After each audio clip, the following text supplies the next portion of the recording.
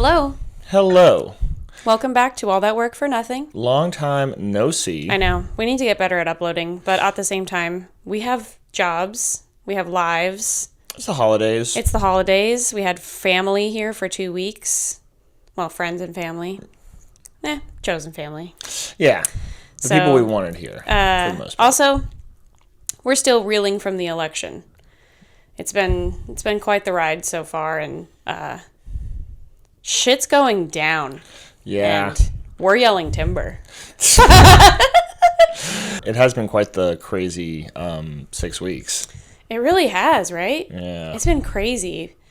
Like, I swear to God, that saying where, like, sometimes things don't happen. What is it? Like, there are decades that go by where nothing happens, and then there are weeks that go weeks by that go when where decades happen. We're in one of those times right now. We're in the week, every week's a decade. I don't know if anyone listening is spiritual or, like, looks at the stars or whatever for things, but astrologically we are in the age of Aquarius. So the last 2 weeks since we've been in Aquarius has been a shit show. And I'm here for it. I think people need to start fighting back, specifically towards the 1%. I think they've taken enough, and we need to start taking back our fucking country and our wealth and our community.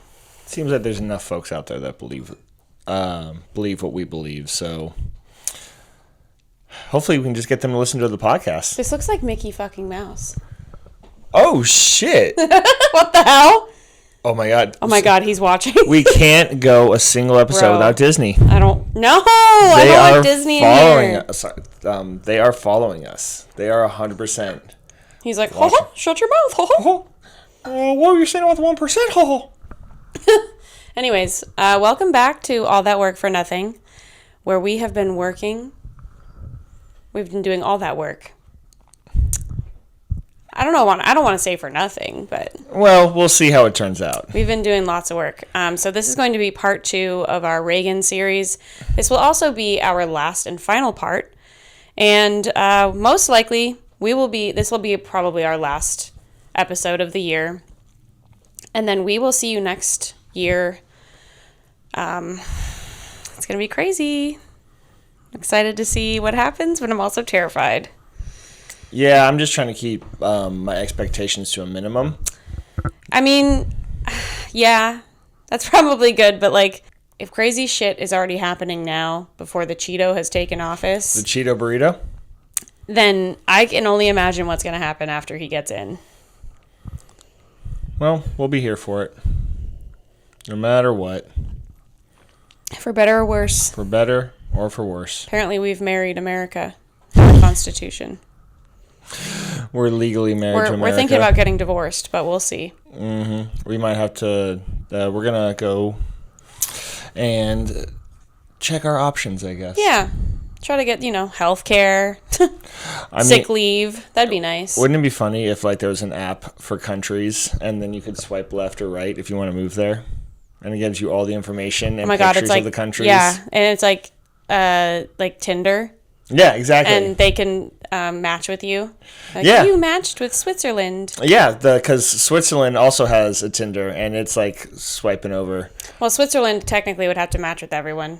Because, they're Switzerland, so. Well, I mean, Switzerland, I don't know. I wouldn't match with Switzerland. Remember we looked up Switzerland. They got some problematic... No, honey, but I'm saying, like, in the past, Switzerland was always like, we're in the middle, yeah. Oh, that they're neutral? Yeah, they're neutral. Yeah. So they'd have to be neutral with everyone. Switzerland is the I'm not that into politics guy of the world.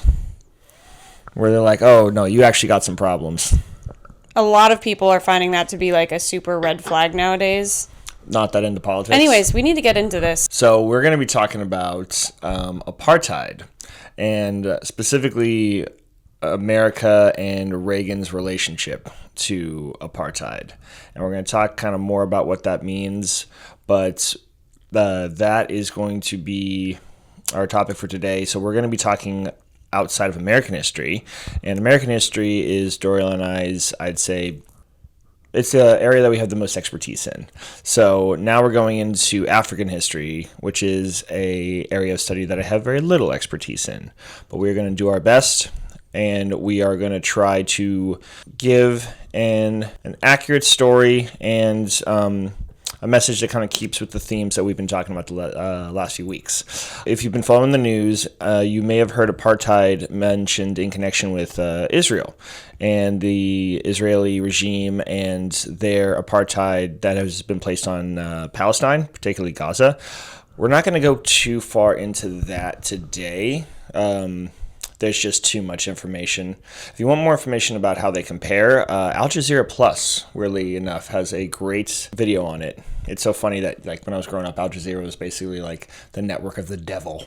And now I'm like, oh no, they do actually really good work. Never heard of them. So if you want more, you know Al Jazeera. No. You probably grew up like seeing stuff from Al Jazeera and like, oh, I guess, yeah, you didn't grow up conservative. You didn't watch Fox News like I did. Definitely not. Anyway. Also, my parents never watched the news growing up. Yeah. It's such different upbringings. Yeah. Well, I mean, my mom has always been really interested in local politics and stuff like that. Okay. But I don't know. Yeah, my parents just never watched the news. This is definitely more of like from a world political perspective. Anyway, if you want to know more information about how Israel and the South African government of the 80s compare to each other, I check out that Al Jazeera video on YouTube. We're not going to stress any connections in this episode. We might do it later. We might talk about something like Nixon in Israel, which is a very interesting subject if you want to keep doing more foreign policy episodes. But today we're just going to kind of focus on South Africa. And we're going to start with kind of the history of apartheid. So South Africa, like the region of the world, has had people living in it for like 250,000 years. It started off with the San people and the Khoikhoi. Later the Bantu people lived there. The first Europeans were the Portuguese, who started to sail around the Cape of Good Hope and established these trading posts. Later on, the Dutch, with the Dutch East India Company, moved out there, and they had some settlements that eventually started to move inland. Those settlers became farmers and had farms that were built on the enslavement of the native Africans. So that lasted all the way until like 1806 when Napoleon took over Holland. And when he did that, the British swooped in and took South Africa because it's a really strategically important place. And also, like, it was the Dutch East India Company and they had no money left. So England yoinked it. And once they did that, they started to establish their own rules, and that included banning slavery, which they did across their empire in 1834. And the Dutch settlers did not like that, so they went on these treks, and they became known as trek Boers. And basically, they just moved further inland to try to get away from England, and they wanted to take their slaves with them. It's very similar to how Texas history works, where they just try to sweep that part under the rug about how important slavery was. And instead, they kind of replaced it with this attitude of, oh, we're just searching for freedom. We're just trying to find freedom. So these trek Boers move out. Freedom to own people. Freedom, the freedom to take away other people's freedom. Yeah, exactly. They established their own republics in the northwestern part of southern Africa. They start going into like Zululand, and the British go out there to try to help out the Boers. And this intensifies when they start finding like diamonds and gold in that part of the region. So the British come in, they defeat the Zulus, and then the Boers want their own independence, and they try to revolt against the British and lose twice. These are the First and Second Boer Wars, which is where the first use of concentration camps were. So that was under the British Empire in like the turn of the 19th century. So the British, they unify the region, and they start to implement a system that has three strata. So whites on top, and then what they call Asian or mixed race in the middle. This is mostly like Indian folks from India, who were brought in by the British Empire for more labor in these mines. And then blacks on the bottom. And the black people worked in these mines, and they were subject to deep mining. So basically really dangerous, really horrible conditions to try to extract as much natural resources as they could.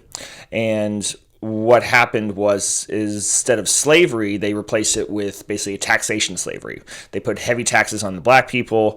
The black people couldn't pay those, so they had to pay that off by working in the mines. They also took away the land from most of the Native Africans. The 1913 Natives Land Act took 90% of the country and put it on 8% of the land in South Africa, and they called those reserves. The African National Congress was started in 1912 to kind of resist this.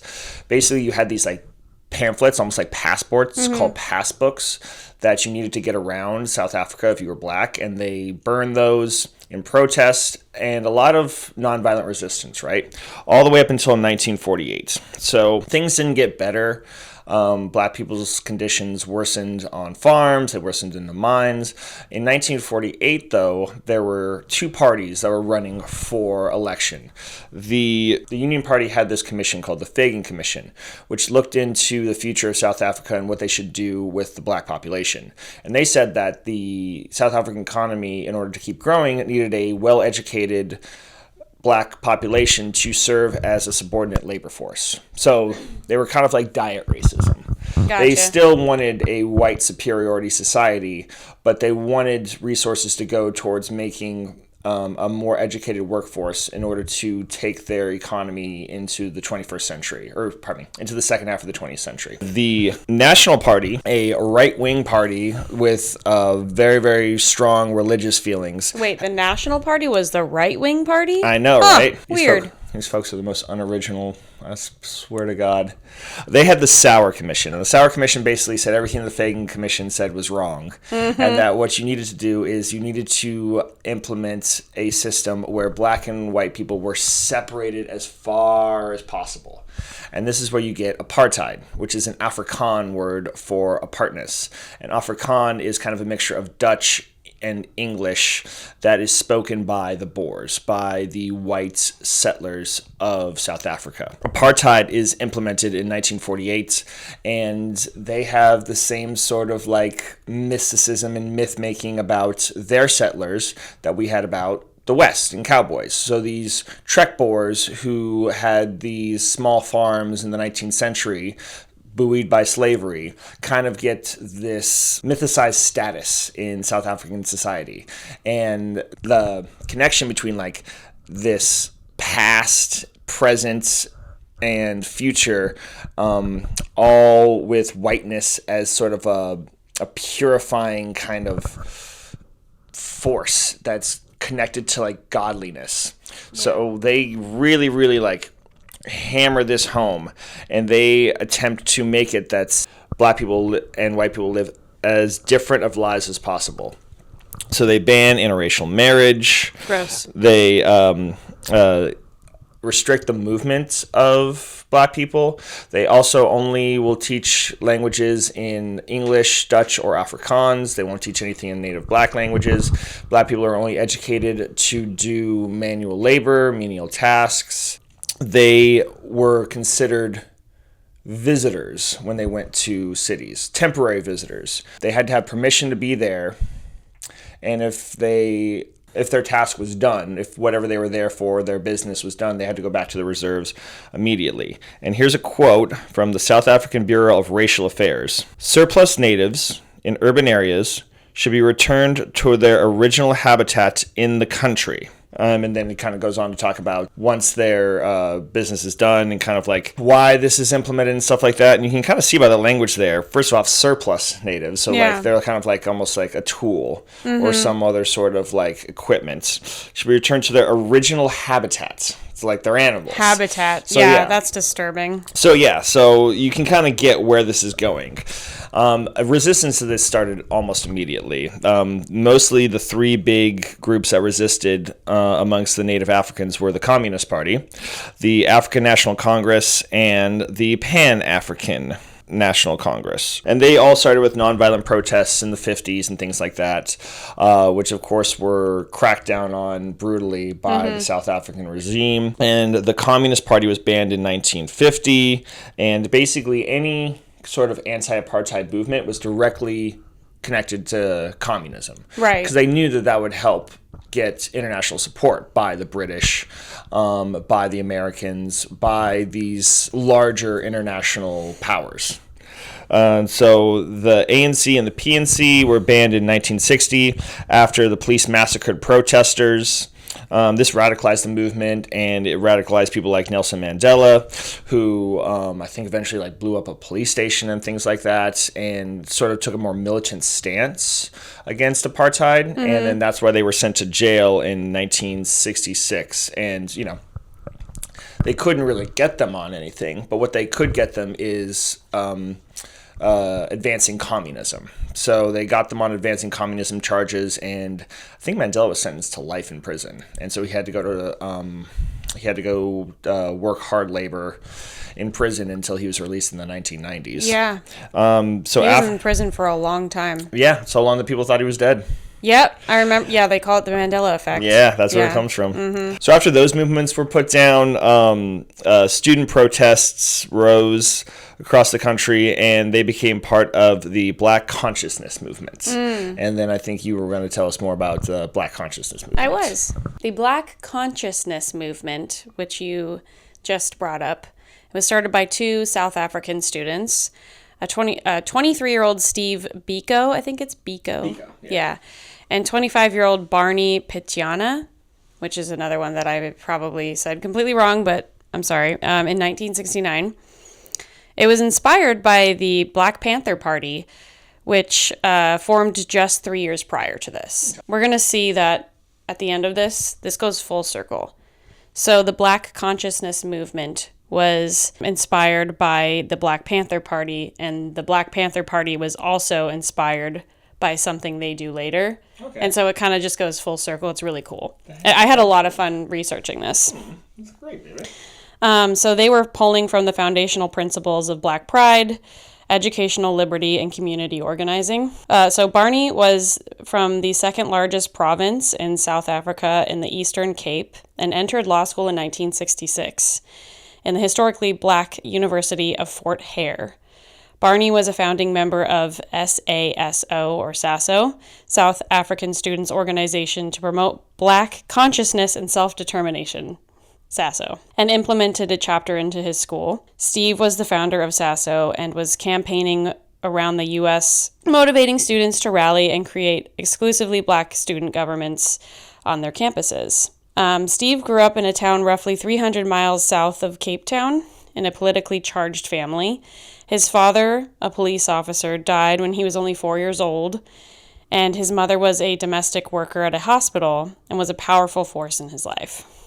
His two sisters and brother all got involved in local and national movements to end the apartheid. So this entire family is just really awesome, super great revolutionary people. Steve's outspoken nature and lifelong call to activism led to his expulsion from his elementary school. He began at a very young age to speak out against all of the bullshit that Black people were put through in this apartheid system, which is awesome.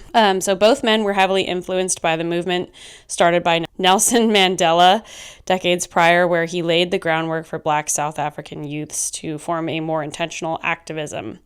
They recruited people to the BCM, drawing inspiration and circulating the Black Panthers' 10-point plan, particularly drawing from the armed and self-defense tactics, as well as the welfare to help Black communities that were experiencing abject poverty. In 1973, the Black Panthers caught wind of the BCM movement and began to spread awareness in the United States, doing what they could to help share the cause by circulating articles in their newspaper and holding educational rallies to spread the word. So by 1973, you know this is where you're going to start seeing the Black Panthers educating other students around the United States. And that's when you start seeing the student protests start to rise, specifically in historically Black colleges in the United States. They donated supplies like food, clothing, and medical aid, as well as organized protests and rallies across America at South African embassies, consulates, and businesses. So the South African Minister of Bantu Education, responsible for the segregated school system for Black students, imposed a discriminatory new rule. Shocker. The policy mandated that all education be taught in English and Afrikaans, which is what you said, the Dutch colonized language spoken by the white minority. On June 16th, 1976, students marched out of Morris Isaacson High School and walked 4 miles to the South African Police Service Station in Orlando, southwestern township, known as Soweto. Cops had terrorized the black population at any opportunity and took this act of defiance in stride, immediately turning to violence to quell the spread of the black liberation movement. We've seen this before. The officers opened rapid fire at the peaceful student marchers, killing hundreds of young students. Among them was 12-year-old Hector Peterson. His lifeless body was carried by another 18-year-old protester in a famous photograph that exploded the global student movement into action. By the end of that week, protests had spread all over South Africa, causing the government to declare a state of emergency and call in the military. By the formal end of the protests, over 20,000 students had walked out. The government wrongly decided that the blame was on Steve Biko, and a year later, Steve was arrested and detained in Cape Town, where he was imprisoned and severely beaten until he died in a prison hospital after succumbing to his head injuries. I read about what they did to him, and it's very disturbing. Basically, what they did is they put him in a cell. They didn't give him a fair trial, like we've seen before, and he was basically just starved, put into a cell that was insanely cold with no sort of protection or anything like that. They starved him. They beat the shit out of him to the point where he would black out, and then he would wake up and they'd beat him again. And then this psychological warfare just kept going until he finally succumbed to his head injuries.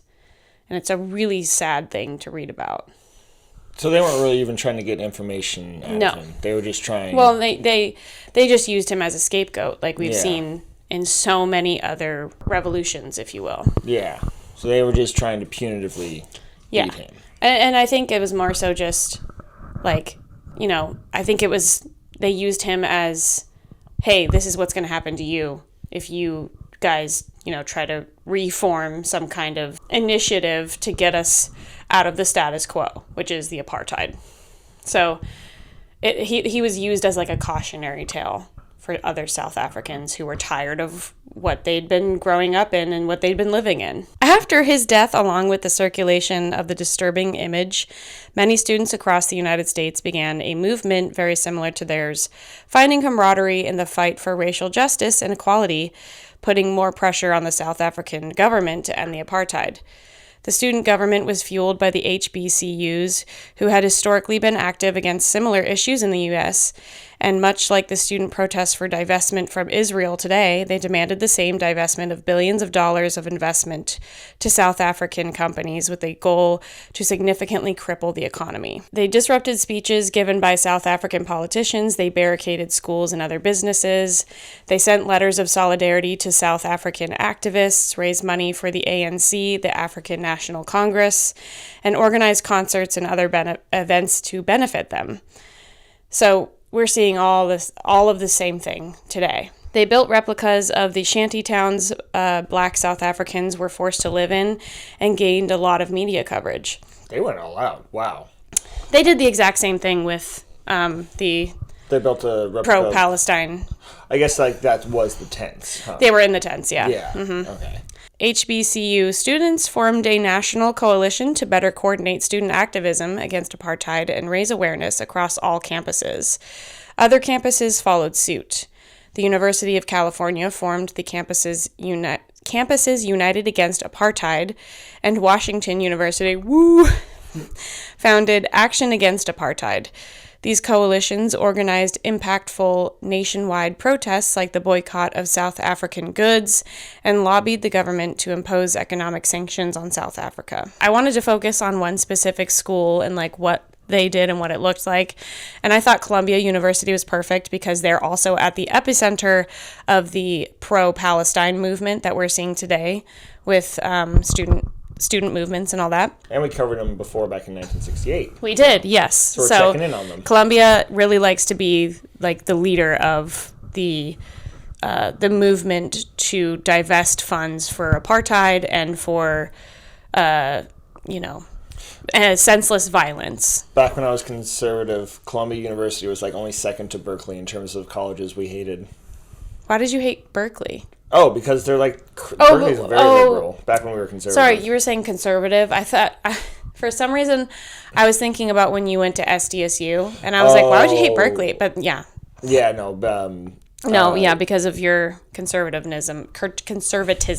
Yeah, so it was like Berkeley 1, and then Columbia was 2. And then basically there was like a big drop to 3. Those were the two that like made us the most mad, I guess you'd say. Really? Yeah, just for, protesting atrocities. That's crazy to me that even after like all those years and like those student protests actually like gaining, fervor and like actually changing things so that these atrocities stop, you're still like, ew, gross, freaking hippies. Like, it's crazy to me. Like, conservatives, they live in such a fucking echo chamber.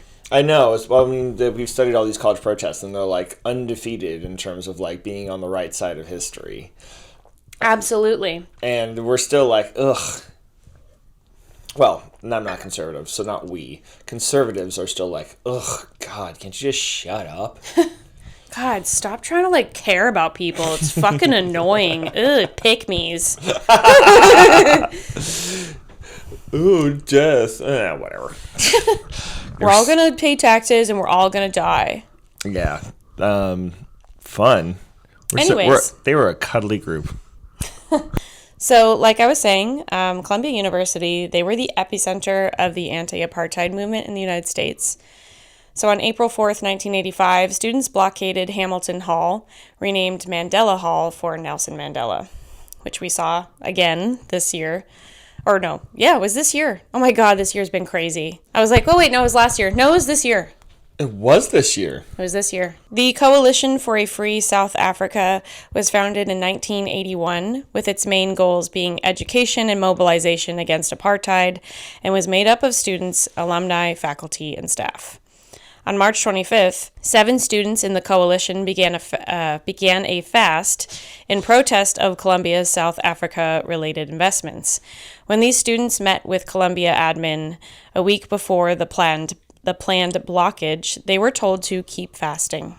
On April 5th, the coalition and 100 to 200 students blocked the entrance of Hamilton Hall and chained the front doors. The blockade ended on April 25th with a march to a rally in Harlem. While students' protests didn't end the apartheid in South Africa, it helped with getting global recognition of the conditions over there and got Congress to pass the Comprehensive Anti-Apartheid Act of 1986, which called for an end to it and put economic sanctions on South Africa. The bill prohibited the import of South African goods, the sale of arms and military equipment to the nation, and any new investment. The legislation also demanded the release of political prisoners, a lifting of the state of emergency, and the establishment of a non-racial democracy. It took 4 more years before the end of the regime, and for the first black president, Nelson Mandela, to be elected in 1994. What a great year. 94. That's when all the good things happened. Yeah, I was born, and that's all I can think of. It's also like the best year for movies, too. Oh, yeah, I guess so. Yeah. Great birth year. It is a little disheartening to hear about, like, all of this began kind of in, like, the Black consciousness movement began in the late 60s, and we don't see change until 94. Like, we don't see, like, real, actual ground change for another almost 30 years. Yeah. Like, it's kind of crazy. So I'm a little disheartened by that just because, we're only at the student protests at this point in the apartheid that's happening right now. So hopefully we can learn from our history and we can, move past that and get on to an actual change and figure something out so that, millions of people stop perishing for senseless violence. I was going to say that, like, what happened in South Africa and what's probably going to end up happening in Israel is that things didn't change until Daddy America actually started to do something. Right.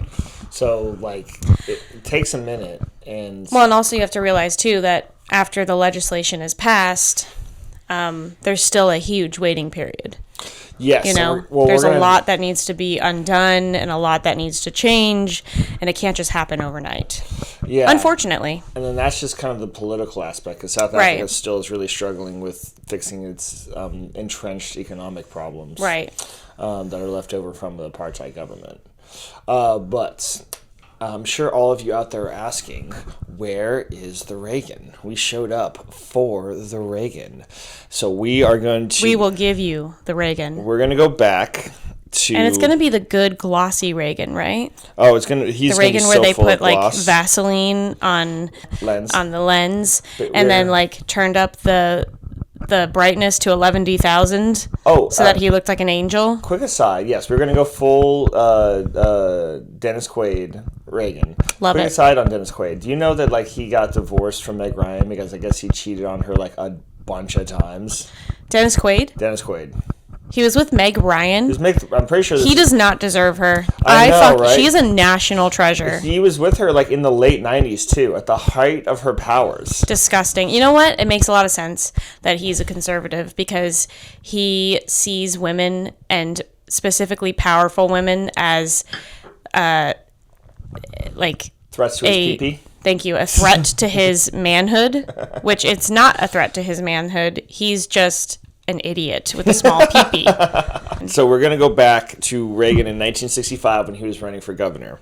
While running for governor, Reagan gave a luncheon speech on emerging African nations when he was visiting his friend, Massachusetts Attorney General Edward Brooks. In the speech, he said, there, meaning Africa, when they have a man for lunch, they really have him for lunch. In 2019, He was a man of words. You can see the charm just comes through even today. Wow. In 2019, 1974 recording was released of then Governor Reagan calling Richard Nixon. And remember, Nixon saved everything. So in the recording, Nixon and Reagan were talking about the UN vote the other night where China was recognized. And obviously, Red China was an enemy of the United States, so they were trying to get that not passed. But it was able to pass with the help of a lot of delegates from African nations. And Reagan said to Nixon, quote, "To see those monkeys from those African countries, damn them, they're still uncomfortable wearing shoes."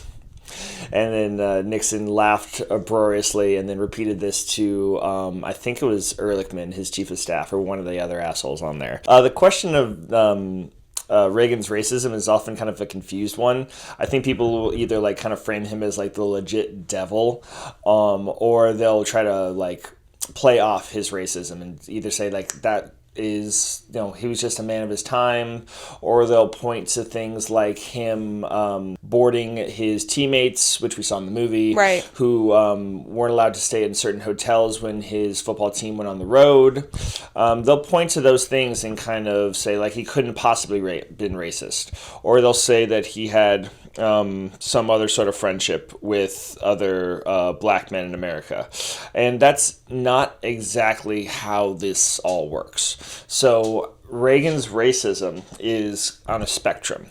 So a spectrum that is basically as close to whiteness as you can be is how you get Reagan's respect if you are a person of color. So obviously somebody like the Black Panthers, or a person like Nelson Mandela, a person from Africa, right, a place where Reagan was probably, even back to his Hollywood days, he saw that part of the world as a region of anarchy and cannibalism and disorder, and the opposite of what a civilized society should look like. So Reagan engaged with South Africa in what was called constructive engagement.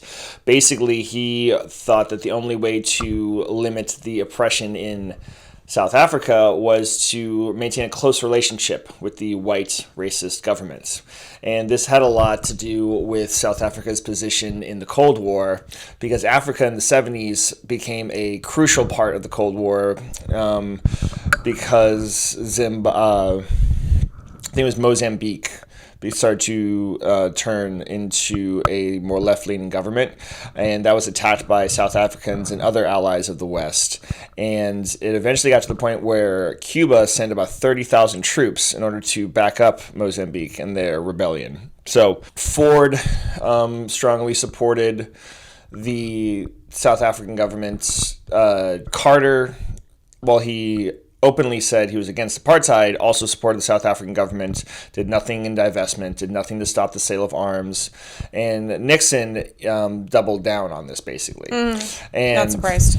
so Nixon maintained a very close relationship with the apartheid government and tried to implement a form of change that was based off of free market capitalism, that was based off of American light touch, was basically what he was going for.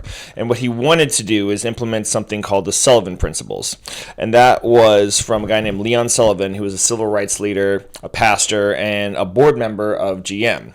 So the Sullivan Principles were non-segregation of races in all eating, comfort, and work facilities, equal and fair employment practices for all employees, equal pay for all employees doing equal or comparable work for the same period of time, initiation of and development of training programs that will prepare in substantial numbers blacks and other non-whites for supervisory, administrative, clerical, and technical jobs, increasing a number of blacks and other non-whites in management and supervisory positions, improving the quality of life for blacks and other non-whites outside the work environment in such areas as housing, transportation, school, recreation, and health facilities. And then later on in 1984, working to eliminate laws and customs that impede social, economic, and political justice. So, those were meant to be used by corporations as kind of a way of getting people off their back. So people wanted divestment, especially when the student protests started in America. This was a way that they could point to, like, hey, we're following the Sullivan Principles. You can't be mad at us. But they obviously did very little to actually do anything. Reagan kept kind of pointing to the progressive change that had been happening. But there's one professor, and we'll list the video down below, but he said it the best, in that constructive engagement and the Sullivan Principles were not meant to actually make change happen in South Africa. They were to buy time for the apartheid government to change gears in the way they implemented oppression. So, South Africa had no intention of changing and didn't need to, as long as they had the U.S. as its best trading partner. Half of Fortune 500 had business in South Africa, and Reagan told executives from major corporations that if those college kids knew what they were really doing, they wouldn't be complaining. So he was set on the idea that basically America, fuck yeah, would just shine a beautiful beacon around the world, and that freedom would just emerge from our money. Freedom will reign. Freedom will reign. Well, obviously, people were still pissed. And right. Anti-apartheid sentiment grew, but Reagan stayed really stubborn. After a sit-in at the South African embassy on Thanksgiving 1984, Reagan met with anti-apartheid activist Bishop Desmond Tutu, who had called constructive criticism immoral, evil, and unchristian, and claimed that it would worsen apartheid rather than ameliorate it. And the meeting did not go well, surprisingly. Oh, really? So you got to think on that scale, somebody like Leon Sullivan, who was a black man, but was a pastor and a board member of GM, a major corporation, he slides a little bit over on that spectrum in Reagan's mind. Right. So in Reagan's mind, someone like Leon Sullivan is someone who has earned his respect as a black person because of his closeness to what can be conceived of as whiteness. Right. By an American like Reagan, let's say. Bishop Desmond Tutu is slid on the other side of the scale. These are both men of religion. These are both very Christian men. But one fits more neatly into Reagan's concept of who should be respected, and one does not. So Reagan's secretary, George Shultz, who had replaced that idiot that you might remember from what was his name? Anyway, he replaced the other Secretary of State, who was famous for when Reagan got shot, said, "I'm in charge now," because Bush was in the air, and so he said incorrectly that the Secretary of State was the third in command. Okay. So everybody hated that idiot, so Right. they kicked him out. They put George Shultz in. Even in the Reagan movie, the hiring of Schultz is seen as like a major shift for Reagan towards a more kind of like professional, grounded, down-to-earth foreign policy. And Schultz wanted Reagan to give a speech condemning apartheid strongly, and had written this speech all up for him. And it was on the 10-year anniversary of Soweto when he was supposed to give this. But Reagan rejected that speech and instead went for a speech written by Pat Buchanan, who is a giant asshole. He had worked for Nixon in the past. You can look up Pat Buchanan on your own. The speech did not go well. The speech had referred to leaders of South Africa as longtime allies. It had taken only marginal steps in condemning apartheid. And a former aide of Reagan later said, all Reagan knows about South Africa is that he is on the side of the whites. So that is really Reagan's MO in this, is that if you want to keep anti-communism, if you want to keep order in South Africa, the white control needed to be respected as much and for as long as possible. And a lot of people try to say Reagan dragging his feet on South Africa and apartheid had to do with his aversion to communism and trying to fight the Cold War. But it's not like George Shultz was some radical lefty. Right. George Shultz didn't like communism either. The State Department wanted to fight communism too. They just understood that the times were a-changing, that people weren't going to be putting up with this overt sort of support for a system that they all knew was evil. Right. And especially with the shipment of weapons to South Africa, because a lot of these weapons weren't used to fight communists, they were used to fight protesters. So things like electric batons and rubber bullets and all these things are meant to put down the anti-apartheid movement. This speech enraged a lot of anti-apartheid activists. Rightfully so. Reagan didn't want to do any of the sanctions because he said it would hurt the people he was trying to help. But one representative said later that the people of South Africa aren't going to funerals because they're losing their jobs. They're going to funerals because of what's happening to them by the government. Yeah. So Reagan didn't have any problem putting sanctions on places like Poland and other communist countries.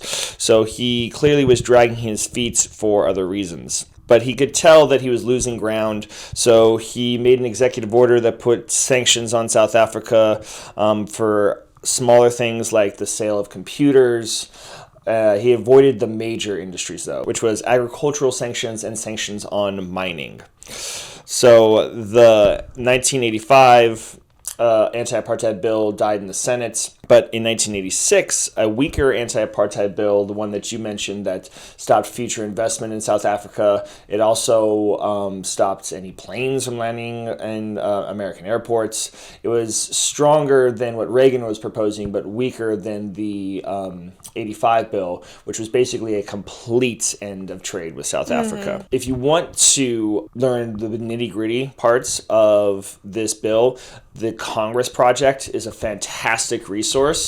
A lot of what I learned can't be put into this because it is a lot of detail and it's a lot of very much minutia of how Congress works. Some of it was really surprising. One of the aspects of it was that in order to get Republican support, they needed to approve funds to go to the juntas in Central America, which is what the Iran-Contra affair is going to be all about. Right.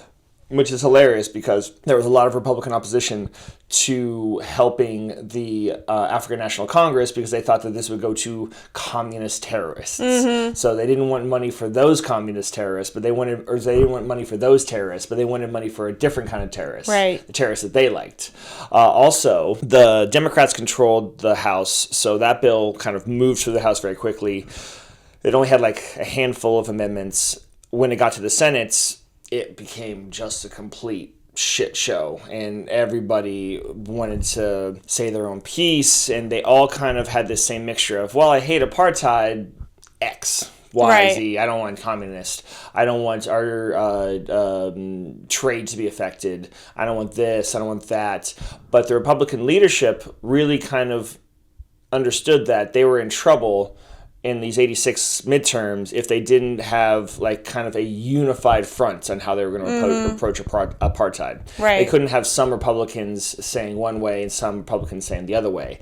And the bill that finally got passed in the Senate was introduced by then junior senator from Kentucky, among others, but he was one of them, Mitch McConnell. So, yes. A young Mitch McConnell? Yes, we can have a photo if you want to put that up. Oh, God, no thanks. Yeah, I don't want to look that fucker up. So just a baby turtle Mitch McConnell. A baby turtle. So baby turtle Mitch McConnell was very active in getting this landmark bill passed. So it passes Congress, I think it's in September of 86. Reagan vetoes it, even though he knew he was going to lose. So this is kind of the thing that stumps people.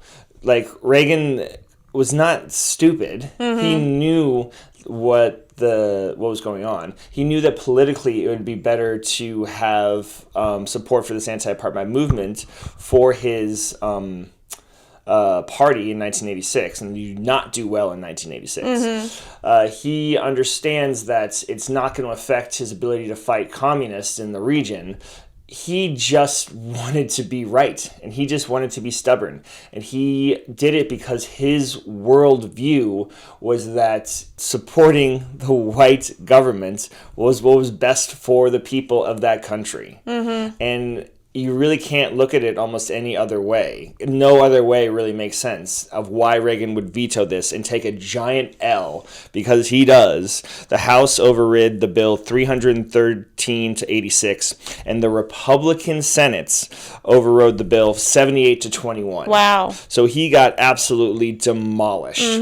Now Reagan drags his feet on implementing it, and it doesn't actually get implemented in earnest until Bush takes over in 89, and then the South African apartheid government collapses in 90, and then Bush releases the sanctions in 91. So this defeat for Reagan was huge. One, you didn't challenge the president on foreign affairs like this before.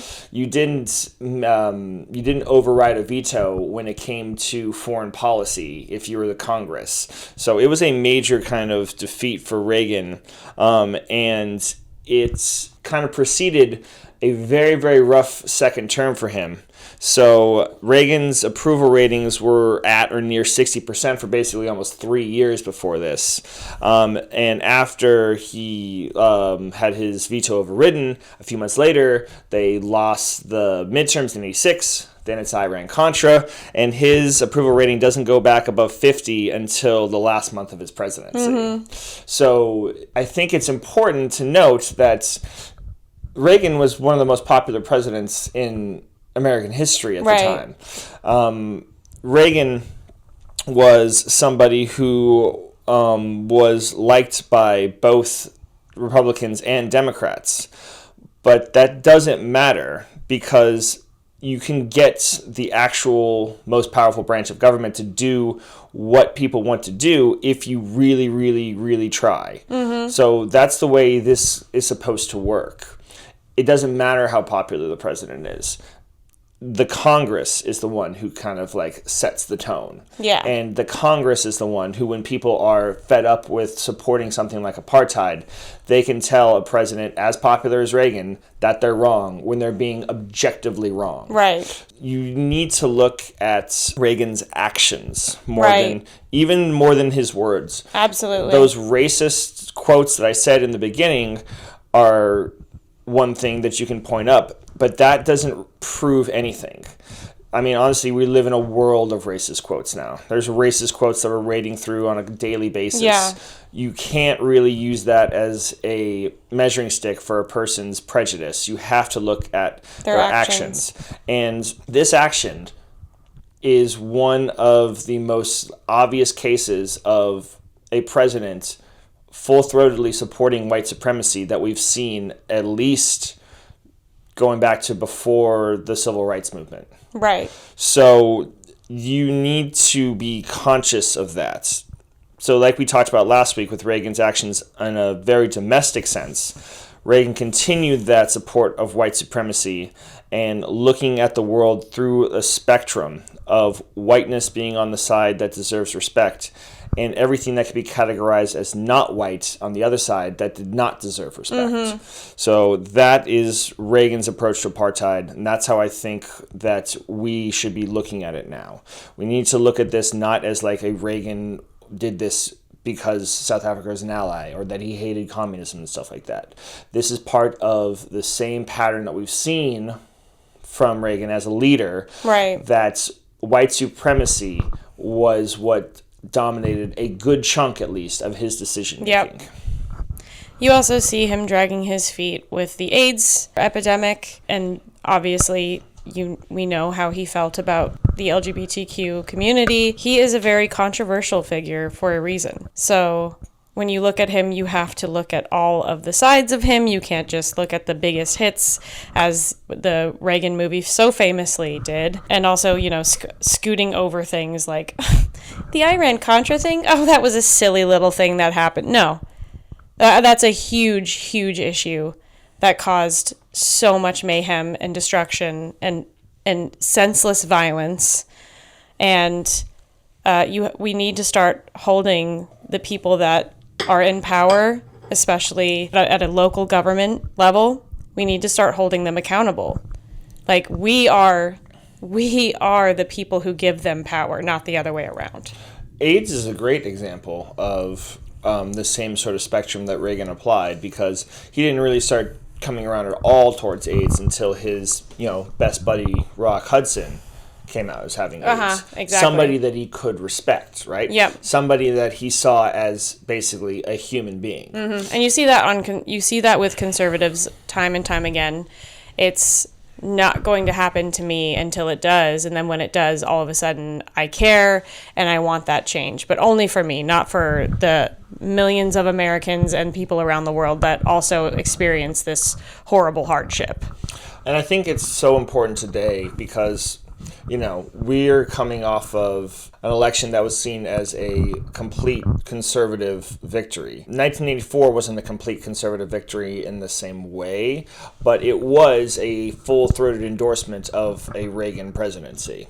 So even in that world, people who have, a conscience and people who want the best for their fellow humans were able to get a major victory.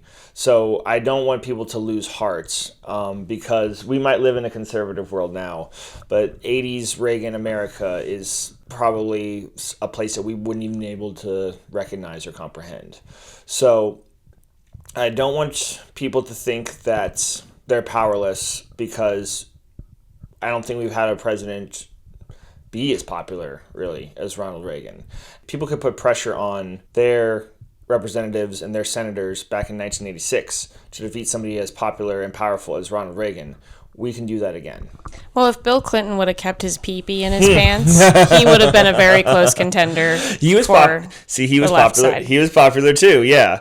But he, surprisingly enough, he had a dip towards the end like Reagan did, but he finished stronger than Reagan, even after it came out about him having a horrific affair with somebody somebody half his age. Mm-hmm. But you have to do the thing where you half his age, and then you add 7. Oh, shout out if you've heard that, because we were talking about that last night. Yeah. Shout out if you've heard the half your age plus 7 If you have thing. to do an equation to justify being with someone, just fucking find someone your own age. If you gotta bust out a calculator, Yeah. maybe you should just not. Maybe just don't, because, there's people your own age. It's fucking simple. And if you're not interested in people your own age, and you're interested in someone who could be your child or even your grandchild, I think it's time for you to go to fucking therapy and figure out what the hell's going on internally, bud. Anyways, we're going to end it on that. Thank you so much for listening. This was a really wonderful dive into the Reagan era, and this is where we're going to end it. There's so much more that we didn't get to cover because Reagan was just a fucking anomaly in and of himself. But we will see you next year in 2025. And we have lots planned. We are going to be a lot more consistent with our uploads, we promise. But until then, remember, the future is ahead of us. See you next year. See ya.